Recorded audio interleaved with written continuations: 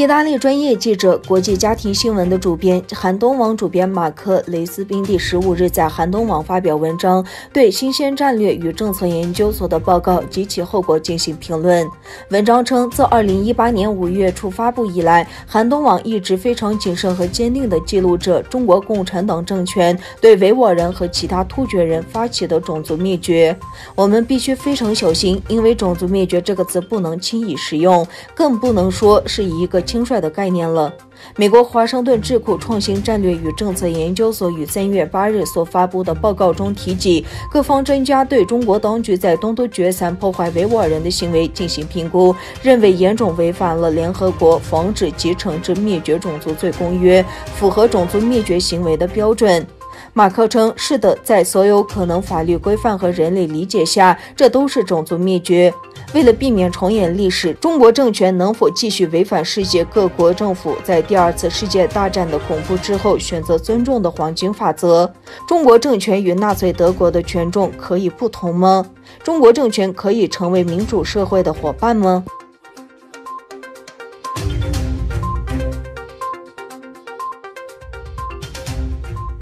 从伊斯坦布尔开始步行游行的5名维吾尔母亲已经抵达土耳其的科加埃利，他们计划步行到土耳其首都安卡拉，以抗议中国在东突厥散的种族灭绝。近年来，中国将数百万维吾尔人关押在集中营，同时成千上万的无辜儿童被送往所谓寄宿学校，被迫接受汉化教育。几周以来，维吾尔人在中国驻伊斯坦布尔领事馆前举行和平示威，要求中国当局提供他们在东突厥散被关押或被失踪的亲属的消息。同时，在3月8日妇女节，一群维吾尔母亲开始步行游行。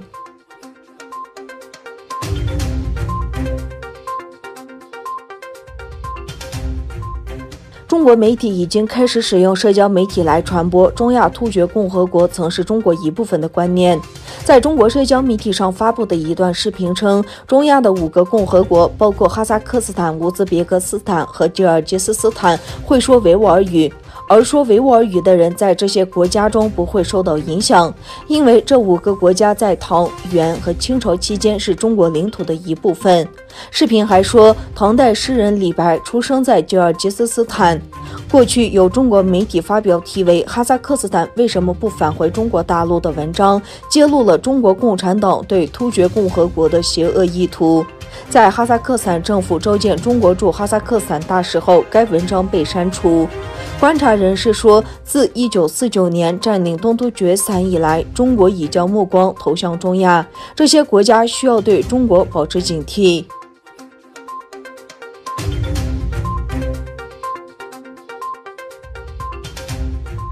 美国国务卿布林肯和国防部长欧斯汀本星期将与日本和韩国盟友会面，重申跨太平洋伙伴关系，以应对日益强硬的中国和沉默的朝鲜。此次亚洲之行从星期一开始，行程的第一站是东京，这也是他们作为拜登政府官员的首次海外之行。国防部长欧斯汀已先期抵达东京，布林肯国务卿也已经抵达东京。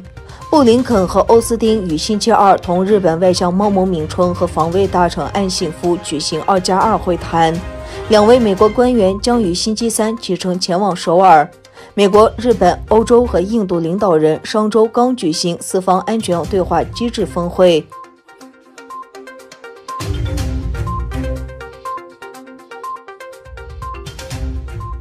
瑞典智库斯德哥尔摩国际和平研究所公布2016年至2020年期间国际军火交易有关的数据信息。据此，土耳其在包括2016年至2020年的5年期间的军火出口，相比2011年至2015年进口则减少59%。报告指出，最重要原因是土耳其购买俄罗斯 S-400防空系统后，美国在2019年停止了 F-35的交付。报告还强